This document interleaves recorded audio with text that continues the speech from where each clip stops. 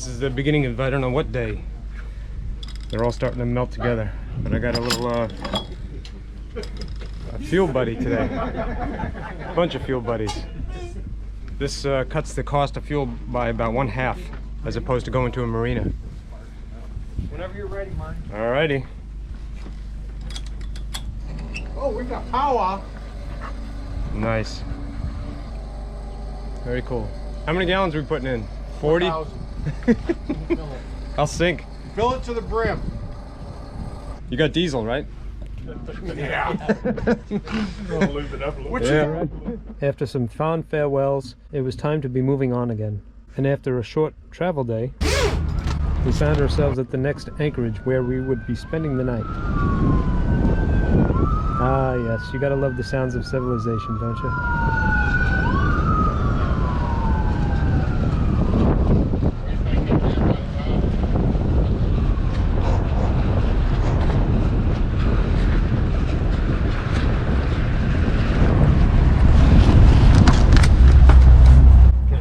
Times over there.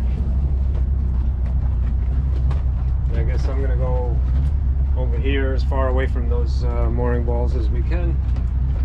We'll drop the anchor and this is where we'll stay. Looks like a nice little beach over there. I wonder if that's private or if that's a place where doggies can run around. I wonder. Anchor time.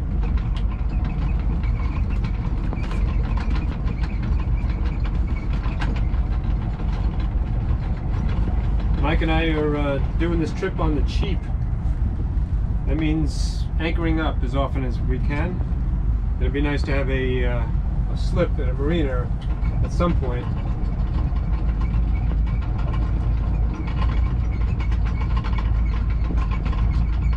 But free is good. And we got everything we need aboard, so there it is. I am stuck. The chart here shows the boat. I can zoom in on it, and this will kind of tell you if you're drifting or not. But what's a lot better is to look at that boat and where it is relative to the bridge behind it. And it's kind of like looking down rifle sights. If they're moving relative to each other, you know that you're drifting either this way or that way. And you can triangulate that by looking at that boat, and there's a boat over there. Look at its position to the bridge relative to where we are. And then you zoom around, there's another point of reference, is that sailboat. And that sailboat over there. There's good times, I can use him as a reference as long as he's not moving.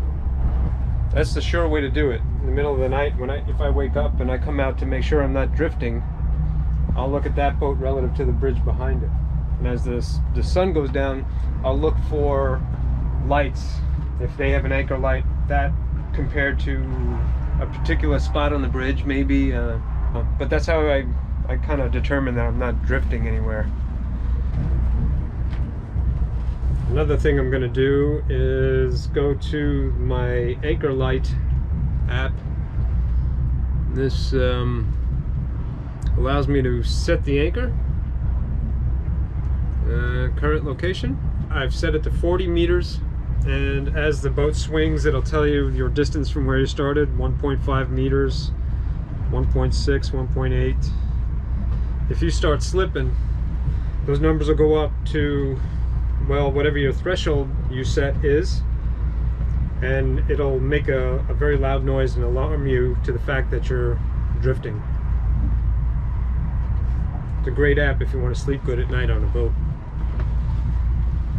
These guys don't need anchor alarms. They don't care. Lucky dogs.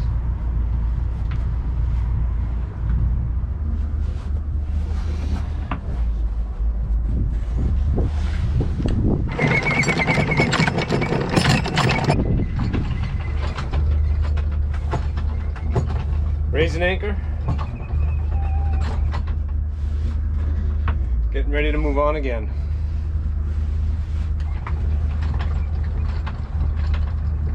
Today we might be going to a destination that we're going to stay at for quite a while, which honestly I'm okay with. Come on, babe. Good boy. Obviously, I got a few things that the boat requires aside from the motor. Making sure all my gauges work properly, and well, we've been underway now for about a week, and you know, the boat gets a little sloppy, you know. My friend Rich is actually driving out to meet us, and he'll no doubt take some of the trash away.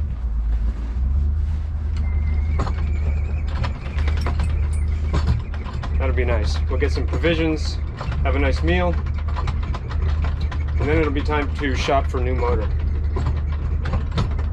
All right, anchor's up, in gear.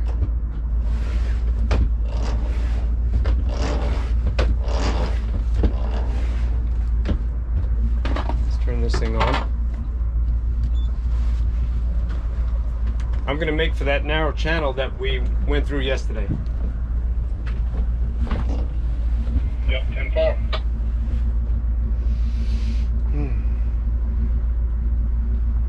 I've told some people that this is the excruciating part, because once you're underway, you just sit back and let the hours tick by. Really not much else to do.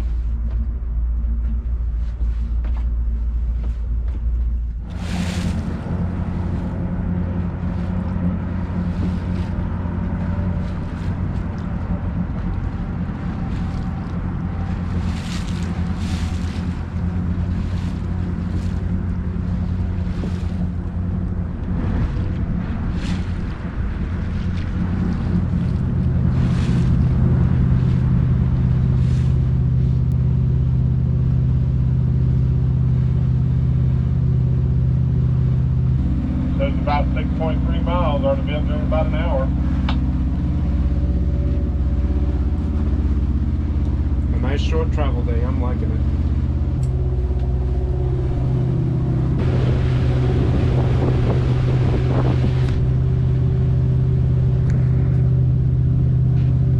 So tell me, Captain, you want to pass me on the 1 or the 2?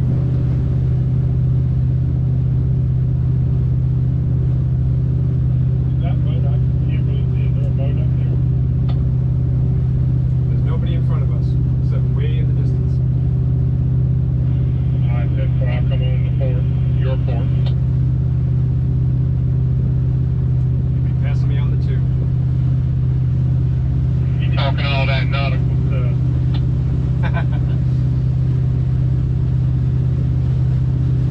Well, if you honk twice at me, I'll be like, what? What? What?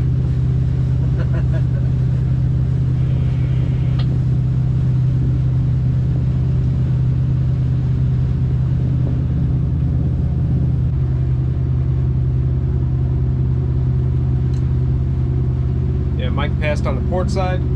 If you're overtaking a vessel and you want to pass the way that he did, you can give 2 short blasts to the horn, or if you can communicate with the boat via VHF, you can ask for a pass on the 2, which is how many blasts to the horn you would give if you were indicating that you intended to pass on that side. He'd be leaving me on his starboard, or he would be passing me on port. I remember all these questions for like Nav General in the captain's course. It's one of those things you very rarely are going to use. Like plotting. We learned how to use the compass and slide rule on paper charts, how to set your drift, triangulate, coordinate, all that good stuff. That's things that this does like every 20,000th of a second. So the argument from the old salts is that, you know, well, if you lose electricity, you should know how to do that. Young bucks like myself understand, I guess, that we have redundancies, not just this, a phone, a buddy boat, but it was still neat to learn all that stuff, and I'm glad I did. I might be an idiot in a lot of ways, you know, when it comes to being underway without a boat that's in perfect shape, or without mechanical knowledge that might have prevented the loss of my motor. But despite my idiocy, hopefully I'm still inspiring you guys and showing you that I am thinking enough to hopefully stay out of trouble. Okay, back to the monotony. The Caloosahatchee River was about to get very narrow, and Mike and I knew that we would have to hole up for a little while to give time to find a motor. Plus he was looking to go home for a little while anyways. So we searched for an anchorage before the river narrowed, where both boats would be kind of tucked up out of the way.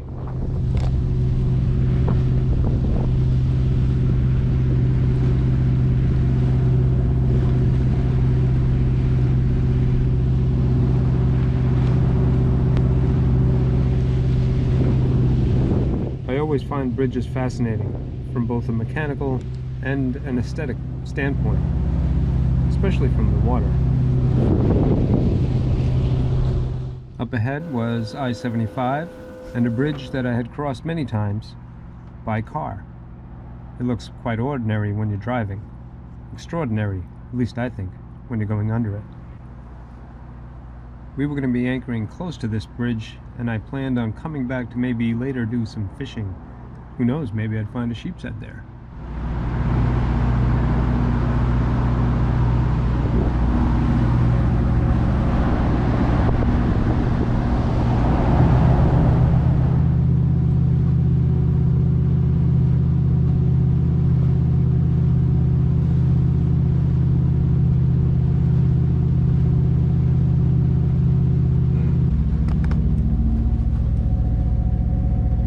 Ins and outs around here. Might be a cool spot. Despite that big ugly over there. I'm back to 4, which is really 5. The transducer for Mike's depth finder is about a foot above the bottom of his boat. That's what he meant by that. 4 is really 5. Shows it right up here at like 9. Either way, we were unfamiliar with this area and didn't fully trust our chart plotter. Shows 9 there, shows 4 foot there. It's cold today, so I can't take that as an indication as to what kind of boat traffic will come through here. But there's lots of little nooks and crannies and places to explore. If this is going to be a place I hang out. It's like a channel getting back close to these trees over here to starboard.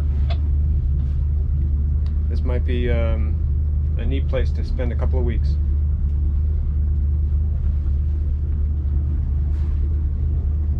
I just went that 4 feet real depth.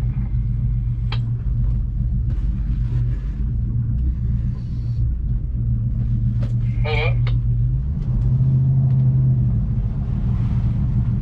I'll go forward a little bit.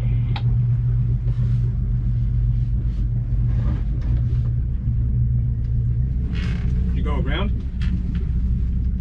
I'm not sure if it's a little move to your port and just see if it goes a little deeper. It shows that you can get out way up there. It looks like you dug up some mud.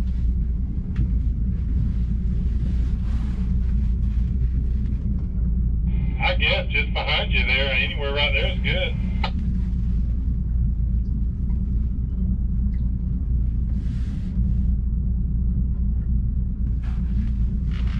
Roger that, I'm going to drop anchor.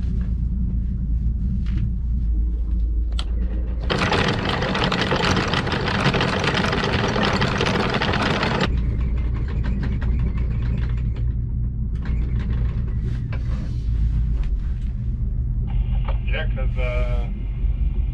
pretty well protected here.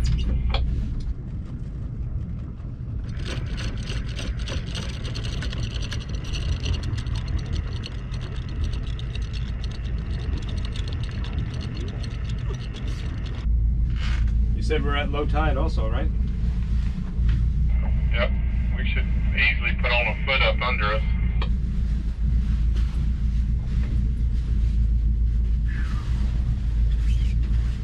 Home sweet home. What do you think, pups? Can you manage? Huh? Looking at mangroves all day? Nothing but water? Just a few houses over there. I think we can make this happen. I wonder what's over there. And over there. And around the bend.